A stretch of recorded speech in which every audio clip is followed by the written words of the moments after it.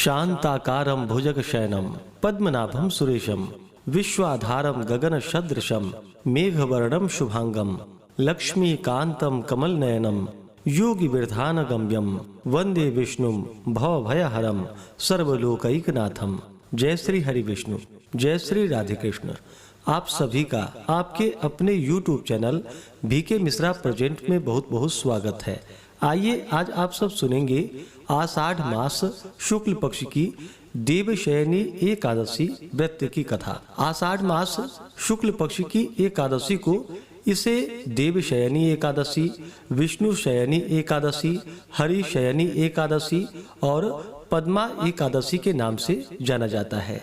यह व्रत भगवान विष्णु को अति प्रिय है।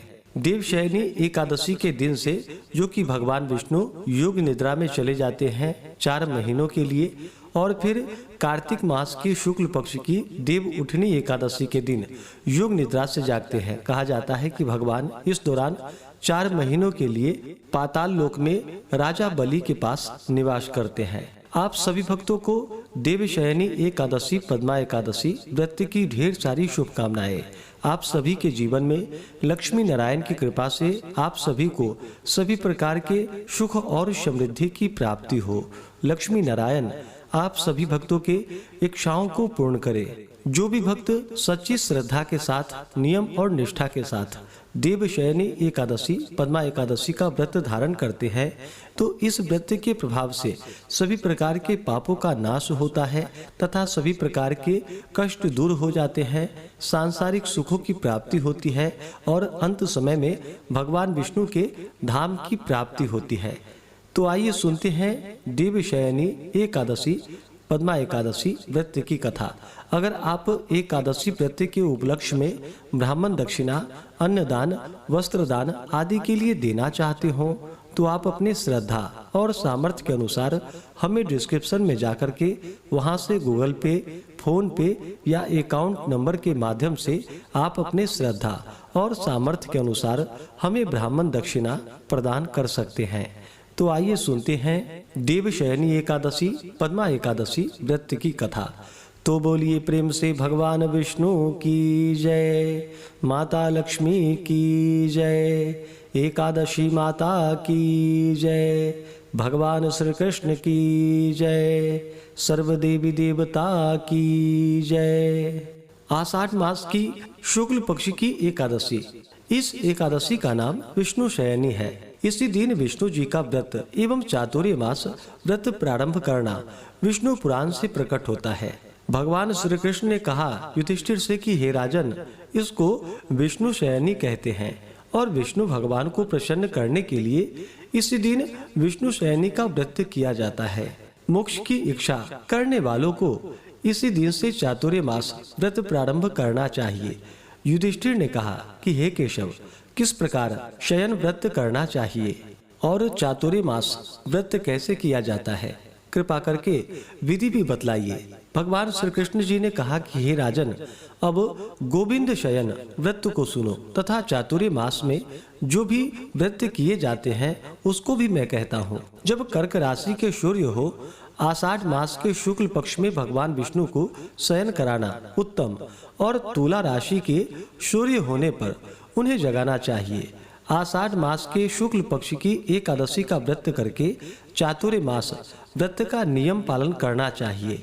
स्वच्छ पात्र एवं उपधान आदि से सुसज्जित शैया पर शंख, चक्र, गदा, पद्म तथा पीतांबरधारी विष्णु भगवान की स्थापना करे तथा स्मृति पुराण और वेद मंत्रों सहित दधि, घृत, मधु, मिश्री आदि का लेपन कर जल से स्नान करावे तथा धूप, दीप, नैवेद्य और उत्तम से उत्तम पुष्पों द्वारा प्रेम पूर्वक पूजन करके प्रार्थना करे कि हे भगवान, आपके सो जाने पर समस्त भूमंडल भी सो जाता है और आपके जागने पर सब जाग भी जाते हैं। इस प्रकार मूर्ति का पूजन और प्रार्थना करने के पश्चात हाथ जोड़कर कहे कि हे भगवान, चातुर्य मास के इस 4 मासों में जब तक आप शयन करें तब तक मेरे स्वीकार किए हुए इन नियमों को आप निर्विघ्न पूर्ण करें।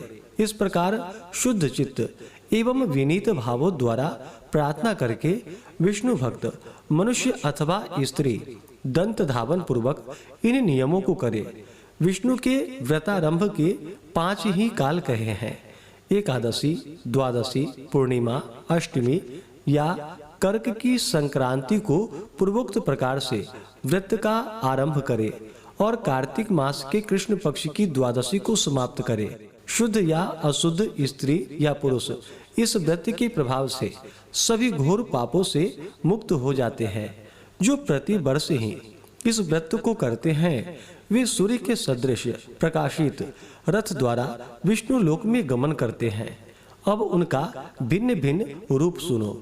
जो व्यक्ति देव मंदिरों में मार्जन, जल सिंचन, गोमय के लेपन एवं रंग द्वारा बेल बूटों को बनाता है वह 7 जन्म पर्यंत धार्मिक ब्राह्मण होकर उत्पन्न होता है और दधी, दूध, घृत, मिश्री एवं मधु से चातुर्य मास भर भगवान को जो स्नान कराता है वह विष्णु सदृश्य रूप को प्राप्त कर अक्षय आनंद का उपभोग करता है। और जो पृथ्वी और स्वर्ण दक्षिणा के साथ देवता के उद्देश्य से ब्राह्मण को दान करता है वह इंद्र के समान आनंदों का उपभोग करता है तथा विष्णु लोक को प्राप्त करता है। जो गंध, पुष्प और नैवेद्य के साथ श्री विष्णु भगवान की स्वर्ण प्रतिमा बनवाकर उनका कमल पुष्प द्वारा पूजन करता है उनको अक्षय आनंद और इंद्र पद की प्राप्ति होती है। और जो 4 मास पर्यंत तुलसी पत्र द्वारा भगवान विष्णु का पूजन करता है अथवा स्वर्णमय तुलसी पत्रों को चरणों में अर्पण करता है उसको स्वर्णमय विमान द्वारा विष्णु लोक की प्राप्ति होती है। और जो भगवान विष्णु को दीप एवं गुग्गुल द्वारा धूपित करते हैं और समाप्ति में भी धूप, दीप आदि से पूजन करके भोग अर्पण कर समाप्त करते हैं वे भोग के स्वामी होते हैं। और जो कार्तिक मास पर्यंत अस्वस्थ यानी कि पीपल वृक्ष और भगवान विष्णु की प्रदक्षिणा नियम पूर्वक करते हैं उनको अवश्य ही विष्णु लोक की प्राप्ति होती है। जो संध्या समय अपने प्रांगण में देवताओं और ब्राह्मण को दीपदान करते हैं और व्रत समाप्ति तक दीपदान का नियम करते हैं वह भी वैकुंठ को निर्विघ्नता पूर्वक प्राप्त करते हैं। जो भगवान विष्णु का चरणोदक नियमित रूप से पान करते हैं उनका आवागमन बंद हो जाता है। जो भगवान विष्णु के मंदिर में त्रिकाल अष्टोत्तर शत गायत्री का जप भक्ति पूर्वक करते हैं वे सांसारिक माया में पुनः लिप्त नहीं होते। नित्य प्रति पुराणों और धर्म शास्त्रों की कथा को सुनने वाला एवं वस्त्र तथा स्वर्ण सहित पुस्तकों का दान करने वाला पुण्यवान, धर्मवान और ज्ञानवान होता है। जो कोई भगवान शंकर के नाम का जप करके समाप्ति पर उनकी स्वर्ण प्रतिमा का दान करता है वह समस्त पापों से रहित हो अनुपम गुणों से संयुक्त होता है। जो नित्य प्रति भगवान भुवन भास्कर को अर्घ्य दान कर उनका ध्यान करता है और समाप्ति में स्वर्ण और रक्त वस्त्र सहित गोदान करता है वह आरोग्य एवं दीर्घजीवी होता है। चातुर्य मास पर्यंत गायत्री मंत्र द्वारा यथोचित संख्या में तिल से होम करने वाला और समाप्ति पर तिल सहित पात्र का दान करने वाला कायिक, वाचिक एवं मानसिक पापों से रहित हो जाता है वह आरोग्य, दीर्घायु एवं शुभ संतति वाला होता है।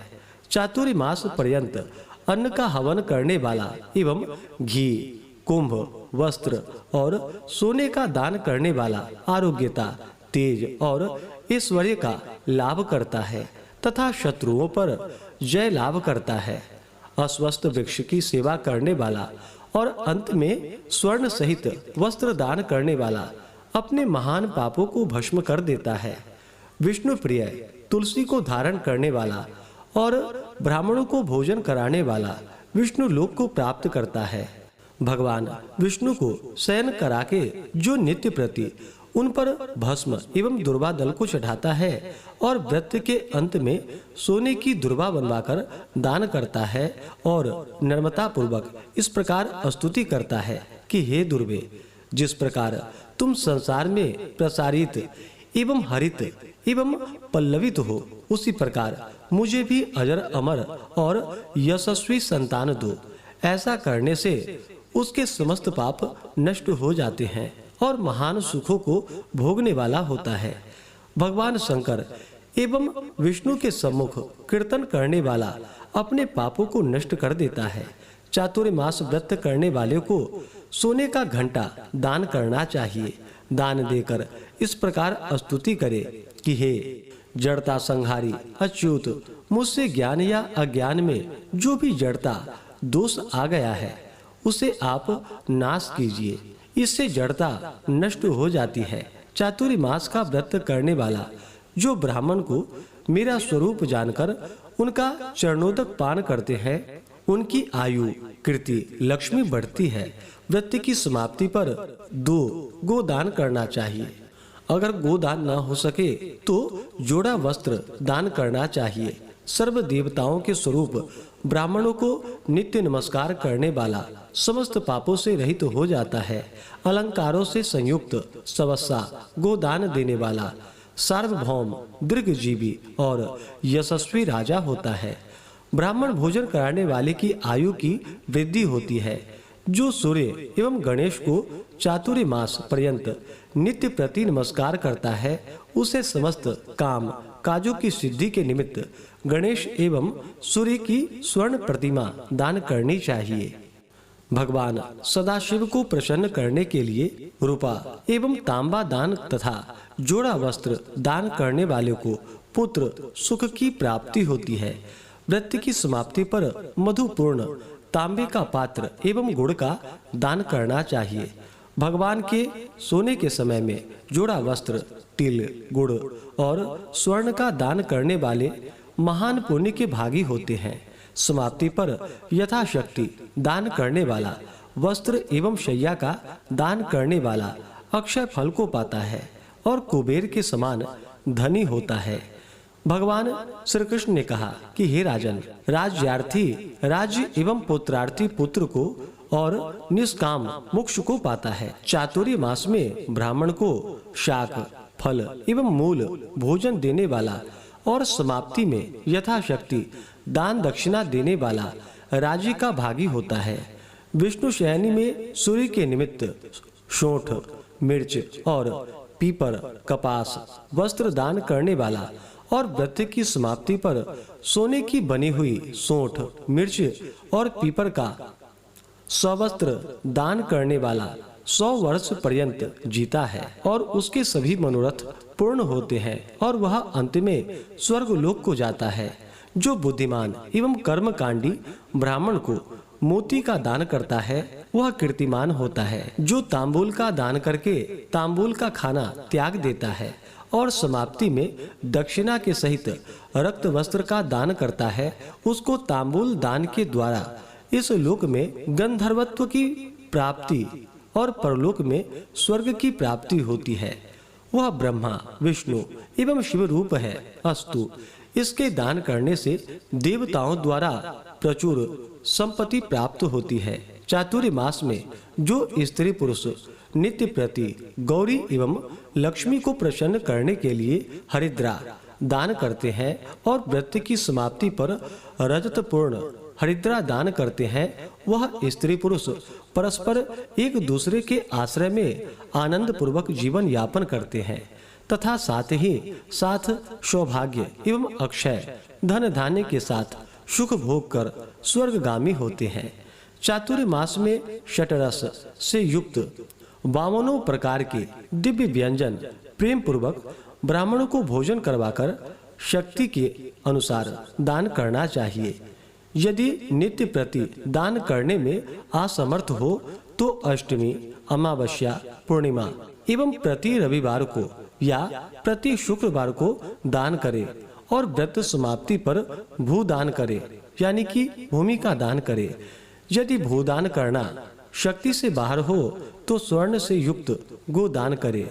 यदि इसमें भी असमर्थ हो तो स्वर्ण सहित पादुका एवं स्वच्छ वस्त्रों का दान करे। इस प्रकार के दान करने वाले को अन्न एवं पुत्र पौत्रादि संपत्ति विष्णु भक्ति और अंत समय में विष्णु लोक की प्राप्ति होती है।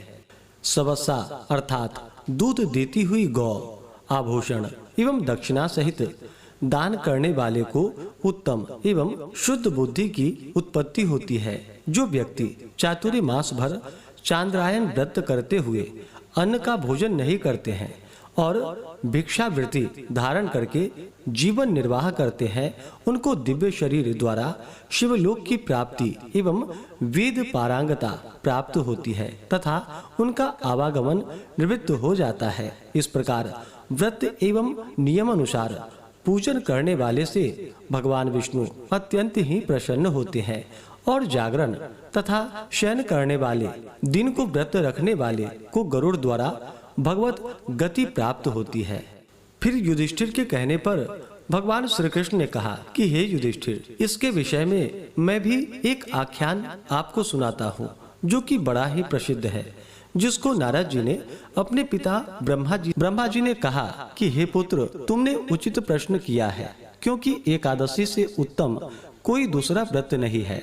पापों से मुक्त होने के लिए यह व्रत अत्यंत ही उत्तम है। जो मनुष्य इस व्रत को नहीं करते वे अवश्य ही नरक के भोग के अधिकारी होते हैं। अब आषाढ़ मास के शुक्ल पक्ष की एकादशी का महात्म्य तुम ध्यान पूर्वक सुनो। इस व्रत को किस प्रकार करना चाहिए। आषाढ़ मास के शुक्ल पक्ष की एकादशी का नाम पद्मा है। इस व्रत को करने से भगवान अत्यंत ही प्रसन्न होते हैं। यह कथा पौराणिक है, जिसके सुनने और कहने से घोर पाप भी छूट जाते हैं। सूर्य वंश में एक चक्रवर्ती, सत्यवादी और अत्यंत ही प्रभावशाली मानधाता नामक राजा उत्पन्न हुआ था। वह अपनी प्रजा का पालन पुत्र के सदृश करता था। उसने बहुत दिन तक राज्य किया। किसी कारणवश पूर्व कर्म के फल से उसके राज्य में जल वृष्टि नहीं हुई। इससे क्षुधा से पीड़ित होकर उसकी प्रजा अत्यंत ही कष्ट को प्राप्त हुई और अन्नाभाव से यज्ञ एवं वेदा अध्ययन आदि सभी धर्म कार्य उसके राज्य में बंद हो गए।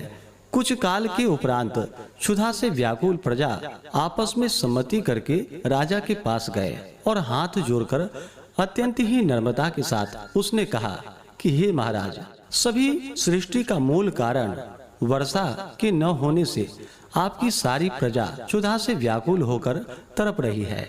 हे राजन, अब आप कोई ऐसी युक्ति करिए जिससे सभी प्रजा कष्ट से निवृत्त हो जावे। इस प्रकार प्रजा के दीन वचनों को सुनकर राजा ने कहा कि आप सब लोग सत्य ही कह रहे हैं। अन्न उत्पन्न होने का मूल कारण वर्षा ही है, जिसके न होने पर ही आप लोगों को इस प्रकार कष्ट उठाना पड़ रहा है। यह दोष बिना राजा की त्रुटि के उत्पन्न नहीं होता, परंतु मैंने बहुत विचार कर देखा है कि मेरी किस त्रुटि से आप लोगों को यह कष्ट सहना पड़ रहा है, परंतु मेरी समझ में कुछ त्रुटि मुझे समझ नहीं आती। तब भी मैं इस कष्ट के निवारण करने के हेतु प्रयत्न करता हूँ। इस प्रकार प्रजा को समझाकर राजा ने प्रेम पूर्वक पूजन किया और कुछ मनुष्यों को साथ लेकर वन को चल पड़ा और वहां पर राजा ब्रह्म ऋषियों के आश्रम में घूमने लगा। एक दिन घूमते घूमते ब्रह्मपुत्र एवं अत्यंत ही प्रतापी और तेजस्वी महर्षि अंगिरा के आश्रम में जा पहुंचा। वहां पहुंचकर राजा अपने वाहन को त्याग कर उनके निकट गया और हाथ जोड़कर महर्षि को प्रणाम किया।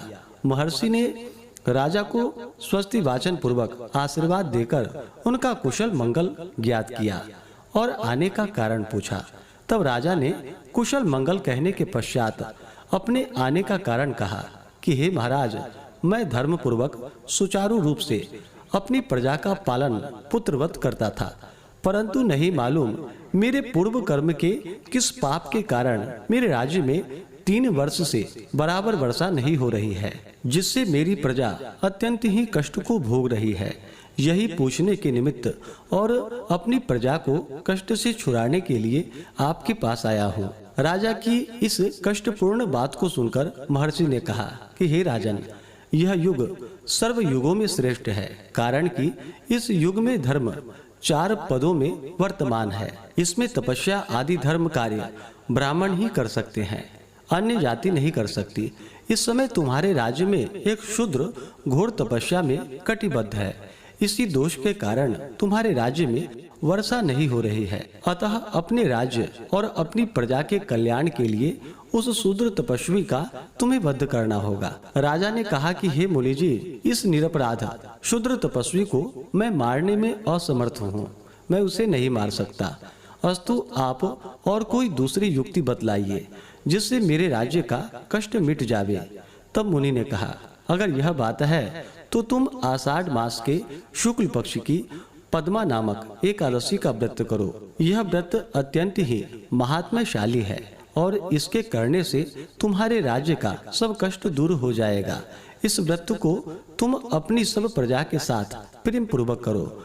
इस प्रकार मुनि की आज्ञा शिरोधार्य करके राजा अपने घर चला आया और सब प्रजा सहित आषाढ़ मास की शुक्ल पक्ष की पद्मा नामक एकादशी का व्रत प्रेम पूर्वक किया। इस व्रत के प्रभाव से राजा के राज्य में उत्तम वृष्टि हुई और पृथ्वी जल से परिपूर्ण हो गई। भगवान की कृपा से प्रजा कष्ट मुक्त हो गई। इसलिए इस व्रत को सभी मनुष्यों को करना चाहिए। यह व्रत मुक्ति को प्रदान करने वाला एवं अत्यंत ही पुण्य फल को देने वाला है। इसको पढ़ने और सुनने से मनुष्यों के घोर से घोर पाप नष्ट हो जाते हैं। तो बोलिए प्रेम से भगवान विष्णु की जय। तो आइए अब सुनते हैं एकादशी माता की आरती। तो बोलिए प्रेम से एकादशी माता की जय। ओम जय एकादशी माता, विष्णु पूजा व्रत को धारण कर शक्ति मुक्ति पाता। ओम जय एकादशी माता, विष्णु पूजा व्रत को धारण कर शक्ति मुक्ति पाता। तेरे नाम गिनाओ देवी भक्ति प्रदान करनी, गण गौरव की देनी माता शास्त्रों में वर्णी। ओम जय एकादशी माता, विष्णु पूजा व्रत को धारण कर शक्ति मुक्ति पाता। मार्गशीर्ष के कृष्ण पक्ष की उत्पन्ना विश्वतारिणी जन्मी, शुक्ल पक्ष में हुई मोक्षदा मुक्तिदाता बन आई। ओम जय एकादशी माता, विष्णु पूजा व्रत को धारण कर शक्ति मुक्ति पाता। पौष के कृष्ण पक्ष की सफला नामक है, शुक्ल पक्ष में होए पुत्रदा आनंद अधिक रहे। ओम जय एकादशी माता, विष्णु पूजा व्रत को धारण कर शक्ति मुक्ति पाता। नाम षट तीला माघ मास में कृष्ण पक्ष आवे, शुक्ल पक्ष में जया कहावे विजय सदा पावे। ओम जय एकादशी माता, विष्णु पूजा व्रत को धारण कर शक्ति मुक्ति पाता। विजया फाल्गुन कृष्ण पक्ष में शुक्ला आमल की, पाप मोचिनी कृष्ण पक्ष में चैत्र महाबली की। ओम जय एकादशी माता, विष्णु पूजा व्रत को धारण कर शक्ति मुक्ति पाता। चैत्र शुक्ल में नाम कामदा धन देने वाली, नाम वरुथिनी कृष्ण पक्ष में वैशाख माह वाली। ओम जय एकादशी माता, विष्णु पूजा व्रत को धारण कर शक्ति मुक्ति पाता। शुक्ल पक्ष में होए मोहिनी अपराज्येष्ठ कृष्ण पक्षी, नाम निर्जला सब सुख करणी शुक्ल पक्ष रखी। ओम जय एकादशी माता, विष्णु पूजा व्रत को धारण कर शक्ति मुक्ति पाता। योगिनी नाम आषाढ़ माह में जानो कृष्ण पक्ष करणी, देव शयनी नाम कहायो शुक्ल पक्ष धरणी। ओम जय एकादशी माता, विष्णु पूजा व्रत को धारण कर शक्ति मुक्ति पाता। कामिका श्रवण मास में आवे कृष्ण पक्ष कहिए, श्रवण शुक्ल में होए पवित्रा आनंद से रहिए। ओम जय एकादशी माता, विष्णु पूजा व्रत को धारण कर शक्ति मुक्ति पाता। अजा भाद्रपद कृष्ण पक्ष की परिवर्तिनी शुक्ला, इंद्रा अश्विनी कृष्ण पक्ष में व्रत से भव सागर निकला। ओम जय एकादशी माता, विष्णु पूजा व्रत को धारण कर शक्ति मुक्ति पाता। पापांकुशा है शुक्ल पक्ष में आप हरणहारी, रमा मास कार्तिक में आवे सुखदायक भारी। ओम जय एकादशी माता, विष्णु पूजा व्रत को धारण कर शक्ति मुक्ति पाता। देवोत्थानी शुक्ल पक्ष की दुखनाशक मैया, पावन मास में करो विनती पार करो नैया। ओम जय एकादशी माता, विष्णु पूजा व्रत को धारण कर शक्ति मुक्ति पाता। परमा कृष्ण पक्ष में होती जन मंगल करणी, शुक्ल मास में होए पद्मिनी दुख दारिद्र हरणी। ओम जय एकादशी माता, विष्णु पूजा व्रत को धारण कर शक्ति मुक्ति पाता। जो कोई आरती एकादशी की भक्ति सहित गावे, जन गुरुदिता स्वर्ग का वासा निश्चय ही पावे। ओम जय एकादशी माता, विष्णु पूजा व्रत को धारण कर शक्ति मुक्ति पाता। ओम जय एकादशी माता, विष्णु पूजा व्रत को धारण कर शक्ति मुक्ति पाता। हाँ, शक्ति मुक्ति पाता। तो बोलिए प्रेम से एकादशी माता की जय। तो आइए जानते हैं देवशयनी एकादशी व्रत के शुभ मुहूर्त पारण समय के बारे में।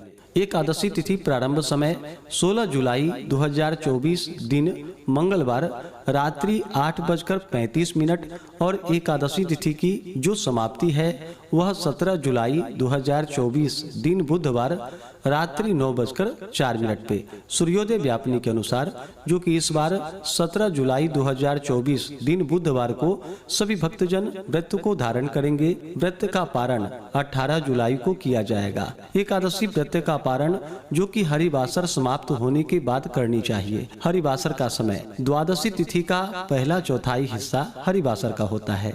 इसे छोड़ करके व्रत का पारण करना चाहिए। द्वादशी तिथि की शुरुआत जो कि 17 जुलाई की रात्रि 9:05 पे है और इसकी समाप्ति 18 जुलाई गुरुवार की रात्रि 8:45 पे द्वादशी तिथि की समाप्ति है। तो भक्तजन व्रत का पारण 18 जुलाई को सुबह 5:35 से सुबह 8:21 तक सभी भक्तजन व्रत का पारण करेंगे। इस व्रत का पारण जो कि यव चूर्णेन पारणम, जौ के चूर्ण से इस व्रत का पारण है। यह संभव ना हो पाए तो आप तुलसी दल, जल या फल से व्रत का पारण करें। तो आशा करता हूँ कि यह जानकारी आपको अच्छा लगा हो। ऐसे ही ज्ञानवर्धक जानकारियाँ प्राप्त करते रहने के लिए, व्रत पूजा के बारे में जानने के लिए, कथा को सुनने के लिए चैनल पे अगर आप पहली बार आए हैं तो चैनल को लाल बटन दबा करके सब्सक्राइब कीजिए। साथ में बेल आइकन घंटी को दबाइए ताकि आने वाला वीडियो का नोटिफिकेशन आपको समय से मिलता रहे। वीडियो को लाइक करें, शेयर करें। सुखी रहें और स्वस्थ रहें। जय श्री राधे कृष्ण। धन्यवाद।